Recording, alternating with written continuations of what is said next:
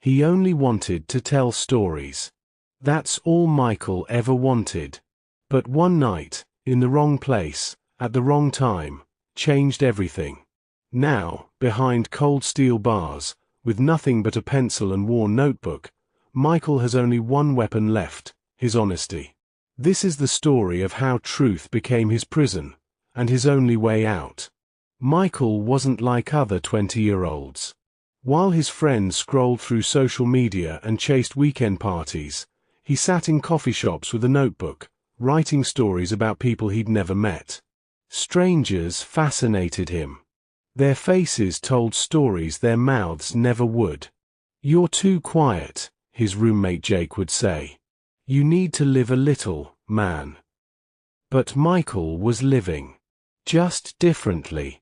Every conversation he had, every person he observed, became a character in his notebook. His creative writing professor called him a natural empath with a gift for dialogue. His mother called him my sensitive boy. Michael just called himself a listener. The night of March 14th started like any other Thursday. Michael finished his evening shift at the campus library, grabbed his notebook, and headed to Rose's Diner on 5th Street. The fluorescent lights, the smell of cheap coffee, the late-night crowd, it was perfect for people watching. "The usual?" Rosie asked, already pouring his black coffee. "You know me too well," Michael smiled, sliding into his corner booth. He opened his notebook to a fresh page. The heading read, "Characters I Met Today." Beneath it, he'd sketched quick descriptions. The library security guard who hummed old jazz tunes, the girl in the poetry section who cried while reading Plath, the janitor who spoke 3 languages but cleaned floors for minimum wage. Michael believed everyone had a story worth telling. He just had to listen carefully enough to hear it.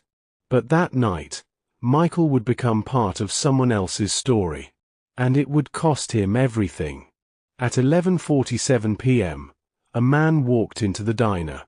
Michael noticed him immediately, not because he looked dangerous, but because he looked terrified. The man's hands shook as he ordered coffee.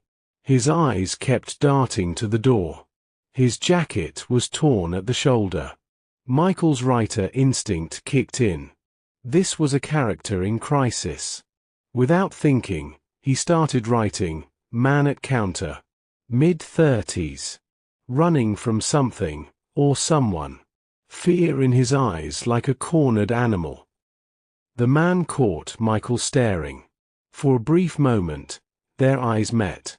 The man's expression shifted, from fear to something Michael couldn't quite read. Recognition? Desperation? He couldn't tell. Then the man stood up, left money on the counter, and walked out. He didn't touch his coffee. "Weird," Michael muttered, making a note in his notebook. 5 minutes later, police sirens screamed outside. Rosie looked up from wiping the counter. Something big must have happened. Michael peered through the window. Patrol cars blocked the intersection. Officers were running toward the alley behind the diner. Red and blue lights painted the wet pavement. A robbery 3 blocks away. A clerk shot. A witness reported seeing the suspect run toward 5th Street, wearing a torn jacket. Michael's stomach dropped. The torn jacket. The terrified man. Oh God. Michael didn't know it yet, but he'd just written his last free entry in that notebook. The police came into the diner at 12:03 a.m. "Anyone see someone come through here in the last 20 minutes? Male, 30 to 40, dark jacket, possibly torn or damaged." Rosie pointed at Michael's booth. "That kid was watching some guy at the counter. Left right before you all showed up." Michael's heart pounded as the officers approached. "Sir, can you come with us?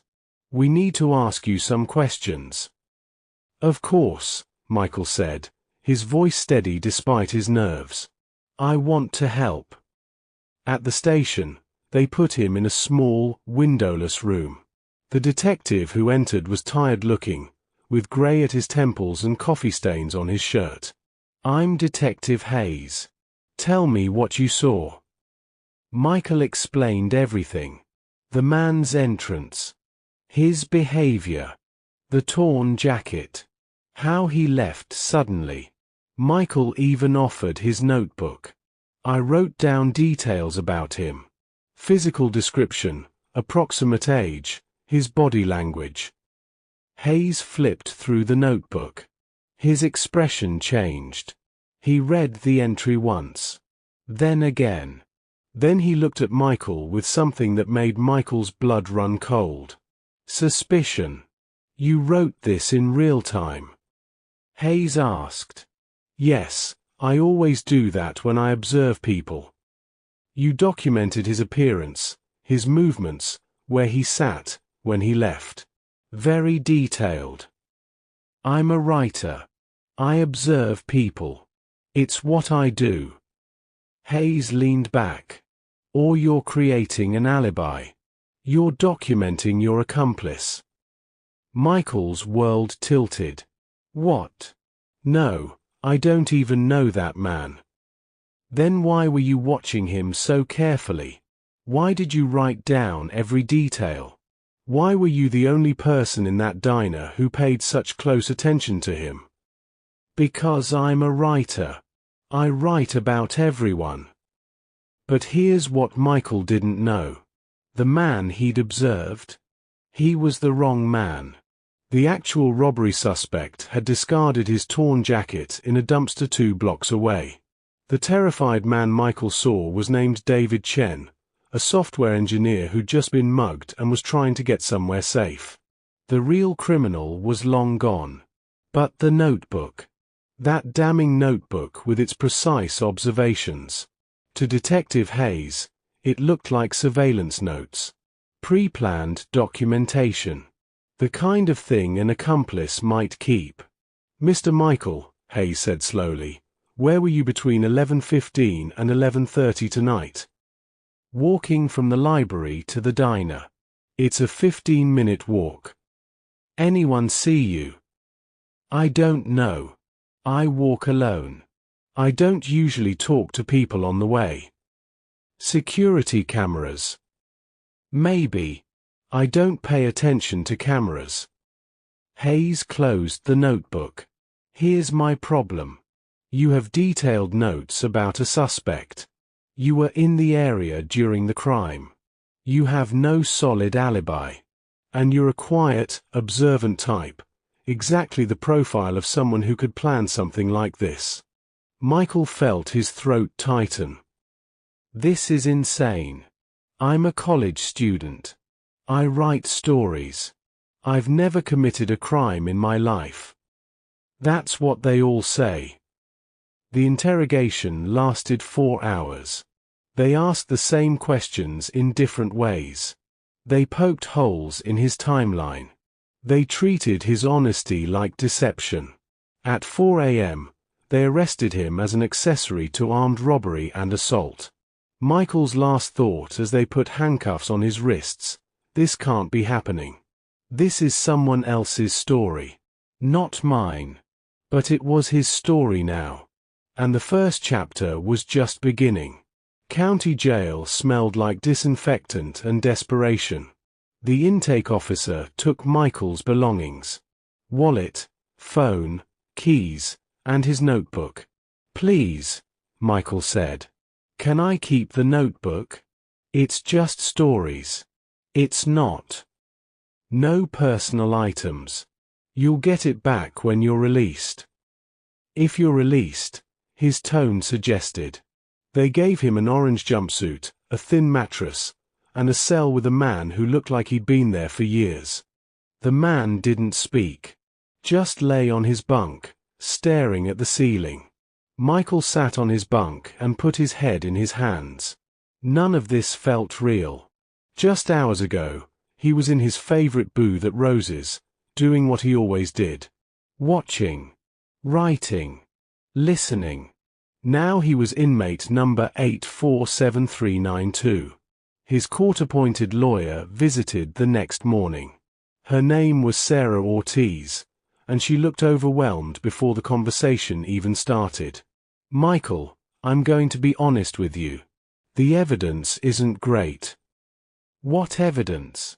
I didn't do anything. The notebook makes you look like you were tracking the suspect. Your timeline has gaps. The prosecution will argue you were involved. But I wasn't. I'm just a writer who observes people. Sarah sighed. I believe you. But belief doesn't matter in court. Evidence does. And right now, the evidence tells a story that doesn't favor you. Then what do I do? You tell the truth.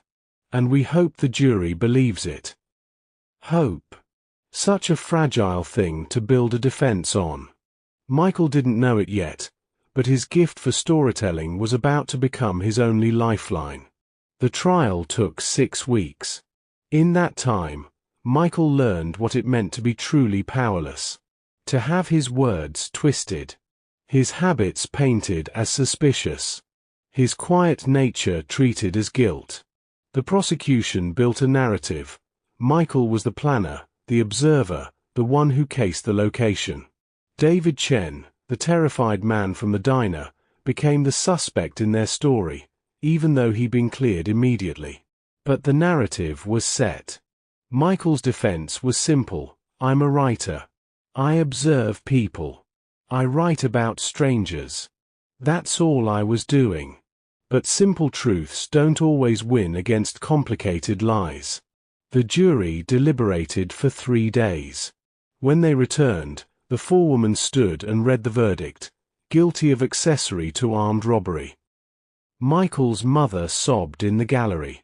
His professor shook his head in disbelief. Michael just stood there, numb. The judge sentenced him to 5 years. 5 years for writing in a notebook. 5 years for being in the wrong place at the wrong time. 5 years for being a quiet kid who liked to watch people. Bridgewater State Prison wasn't like county jail. It was harder, colder, more violent. Michael learned quickly to keep his head down, speak only when necessary, and never, ever show weakness. His cellmate was a man named Torres, 40-something, covered in tattoos, serving his 3rd stint for assault. Torres didn't talk much, which suited Michael fine. But after 2 weeks, Torres broke the silence. You don't belong here.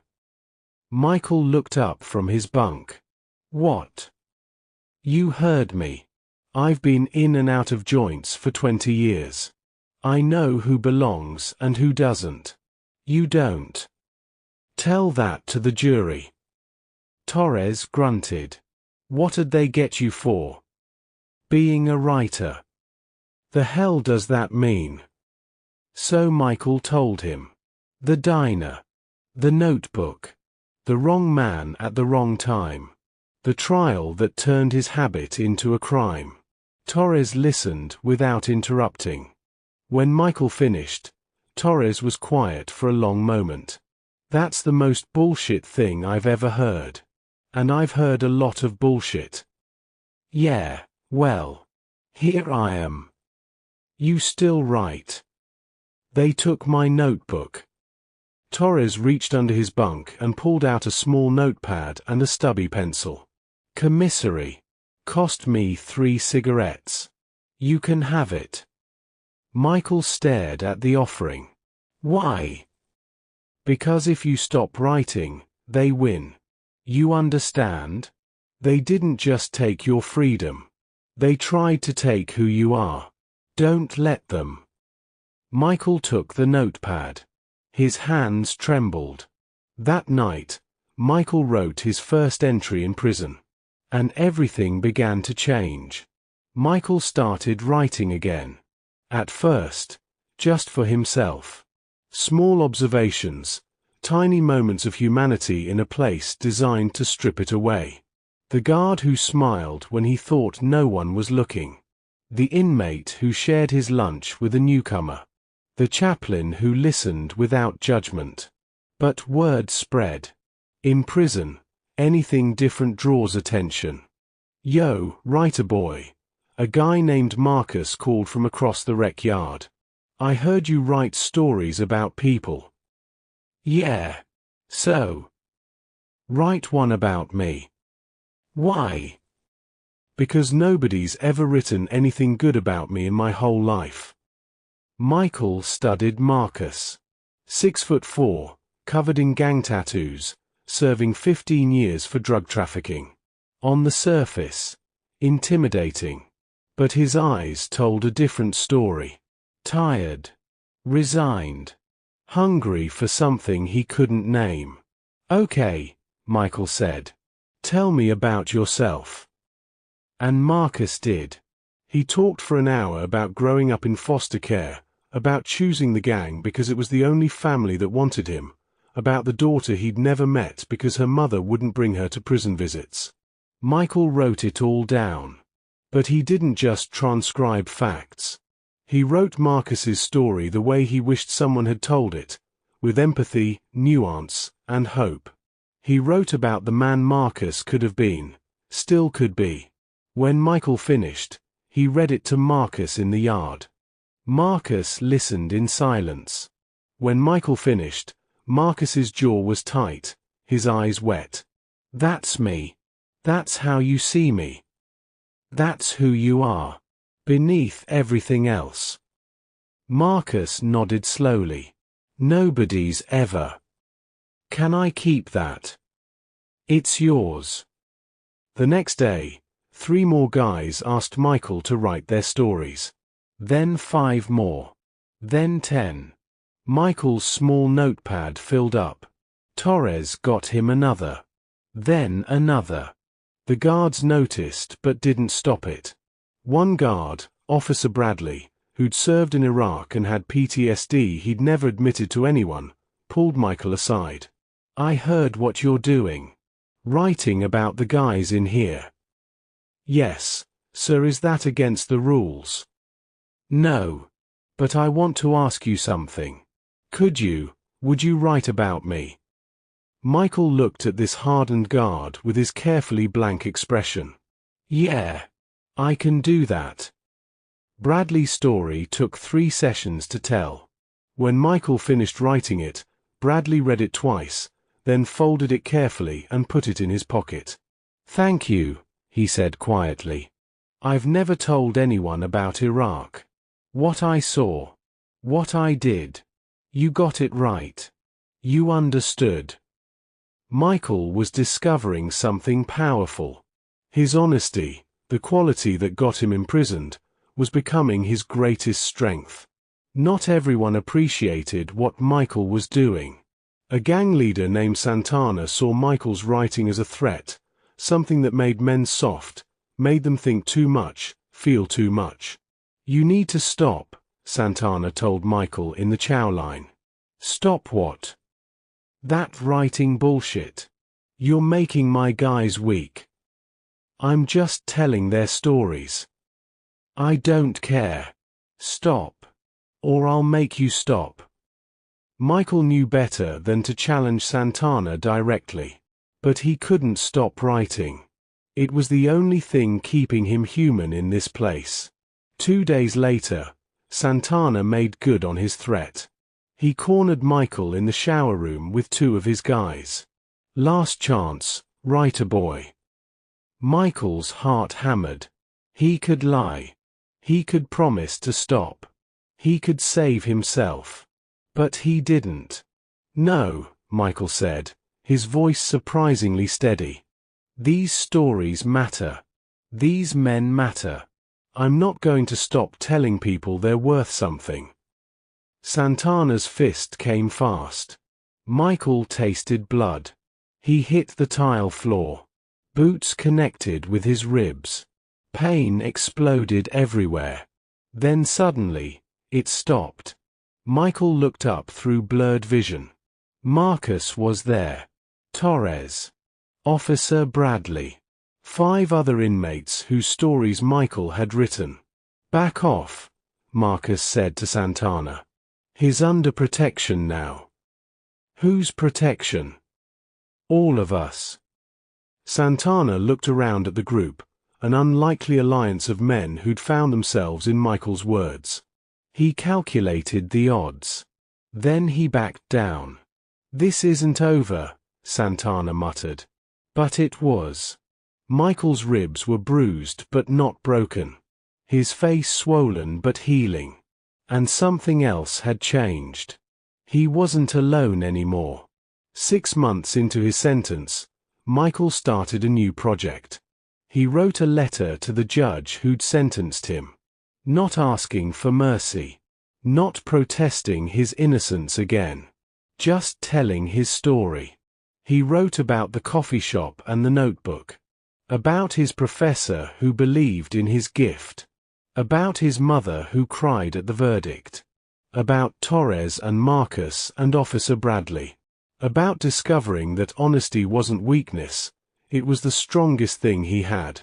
He wrote, "Your Honor, I don't know if I'll ever convince anyone of my innocence. But I've learned something in here. Every person has a story. Every story matters. Even mine. Even the men society has given up on. I'm going to keep telling these stories, whether I do it from a cell or from freedom. Because truth is the only thing they can't take from me." He didn't expect a response. Judges don't reply to inmates' letters. But 3 weeks later, Officer Bradley came to his cell. "You've got a visitor. Not your usual day." Michael's mother visited on Sundays. It was Thursday. In the visitation room sat a woman Michael didn't recognize. Professional suit. Kind eyes. A folder in front of her. "Michael, I'm Eleanor Reeves. I'm an investigative journalist with the Tribune. Judge Morrison forwarded me your letter." Michael's breath caught. "Why?" "Because I've been investigating Detective Hayes for 6 months. There's a pattern.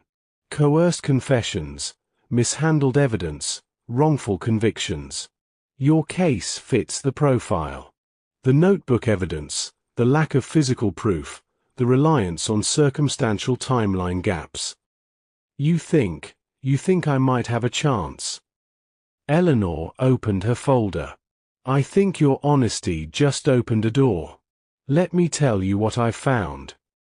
Eleanor's investigation uncovered what Michael's overworked public defender had missed. Detective Hayes had closed 17 cases in 3 months, an impossibly high rate. 6 of those convictions were now under review. Hayes had a habit of building narratives first, then forcing evidence to fit. The real robber from that March night had been caught 2 months later in a different state. He'd confessed to 12 robberies, including the one near Rose's diner. His confession included details never made public, details that proved Michael couldn't have been involved. But the confession had been buried in paperwork. Hayes never flagged it. Never connected it to Michael's case. Why? Because admitting Michael was innocent meant admitting Hayes had gotten it wrong. And Hayes never admitted he was wrong. Eleanor wrote a series of articles. The Writer in Prison, How One Notebook Destroyed a Life. The story went viral. Social media exploded. True crime podcasts picked it up. Suddenly, Michael's case wasn't just another wrongful conviction, it was a symbol. His creative writing professor started a petition. 20,000 signatures in a week. 50,000 after 2 weeks. His mother did interviews, holding Michael's old notebooks, showing his years of observations, proving this was who he'd always been. The Innocence Project took his case. A new hearing was scheduled. But Michael had been in prison for 14 months by then. 14 months of learning that justice moves slowly, but stories move fast. The courtroom was packed. Michael barely recognized it. Last time, it had been half empty. Now, reporters lined the walls. Advocates filled the gallery. His mother sat in the front row, clutching a tissue. The judge was different. Judge Morrison had recused himself, not because he'd done anything wrong, but because he'd forwarded Michael's letter, and that could be seen as bias. Judge Amanda Chen presided instead. She had a reputation for fairness and impatience with sloppy police work. Eleanor Reeves testified first, laying out her investigation. Then the Innocence Project lawyers presented the real robber's confession, time-stamped and documented. They showed how Hayes had buried it. Detective Hayes himself was called to testify. He looked older, tired, defensive. "Did you know about the confession?" the lawyer asked. "It came across my desk, but I didn't connect it to this case." "Why not?" "I had dozens of cases. I can't remember every detail." "But you remembered enough details to convict my client based on a notebook." Hayes had no good answer. Then it was Michael's turn. He walked to the stand, wearing a suit his mother had brought. He looked at the packed courtroom. At his professor. At Eleanor. At Officer Bradley, who'd taken a day off to attend. At Torres and Marcus, who couldn't be there but who'd written letters of support. "Mr. Michael," his lawyer said gently, "tell the court who you are." Michael took a breath. "I'm a storyteller," he said. "That's all I've ever been. I watch people because I find them fascinating. I write about them because I believe everyone's story matters. On March 14th, I did what I always do. I observed, I wrote, I tried to understand. I didn't know that being curious, being empathetic, being honest about what I saw would be turned into evidence of guilt." He looked at Judge Chen. "I've spent 14 months in prison. I've learned that the justice system doesn't always serve justice. But I've also learned that honesty is stronger than any cell. I've written stories for inmates who've never had anyone see the good in them. I've listened to men that society has given up on. And I've discovered that my voice, the thing that got me convicted, is also the thing that gives others hope. In prison, they tried to take my notebook.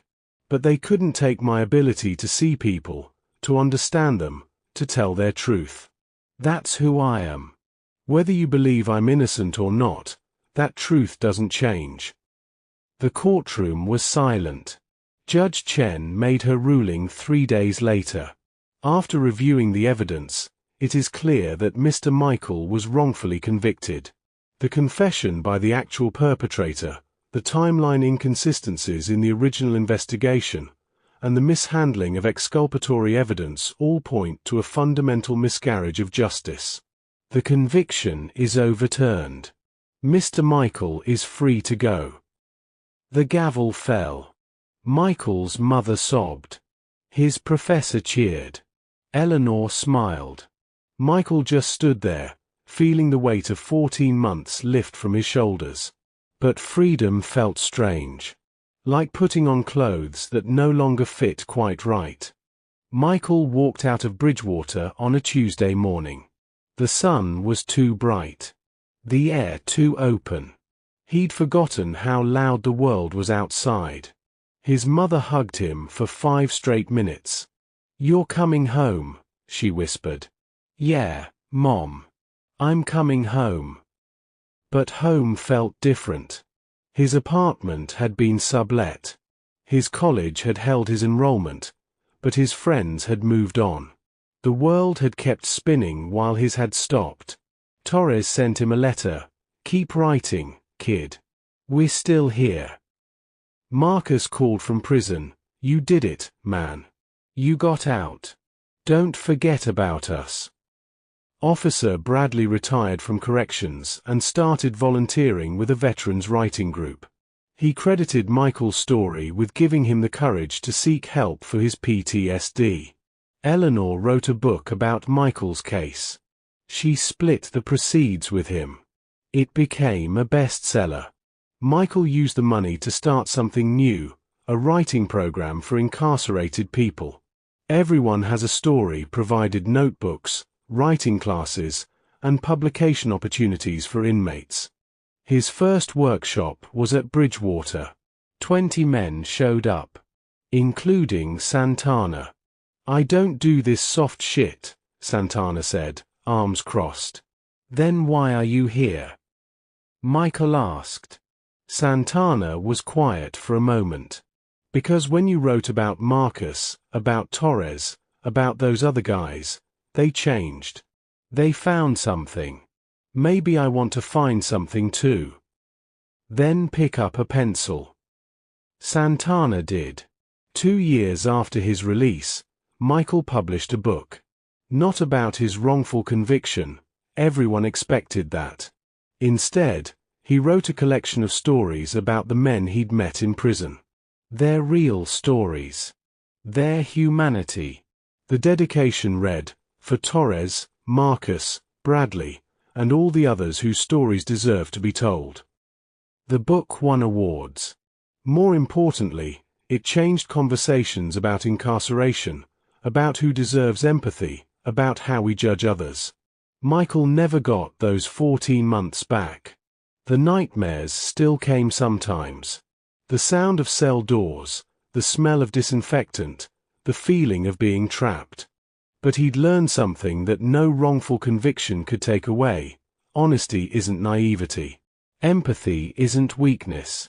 And every person, no matter where they are or what they've done, has a story worth telling. He still carried a notebook everywhere. Still observed strangers in coffee shops. Still wrote down details about people he'd never meet. But now, when someone asked why, he had an answer: because everyone matters. Even when the system says they don't. Even when it's easier to look away. Everyone has a story. And stories can change the world. His notebook from that night at Rose's Diner, the one that got him convicted, was returned to him after the case was overturned. He kept it on his desk, open to the page about the terrified man in the torn jacket. A reminder that observation without judgment can be dangerous in the wrong hands. But in the right hands, it can set people free. Michael's story didn't end with freedom. It ended with choice. The choice to keep writing. The choice to keep believing in people. The choice to turn injustice into purpose. They tried to silence him with a cell. Instead, they gave him a platform.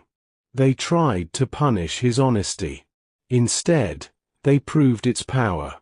They tried to make him invisible.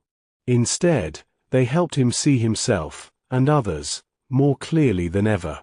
Because some stories refuse to stay locked up. And some voices refuse to be silenced. This was Michael's story.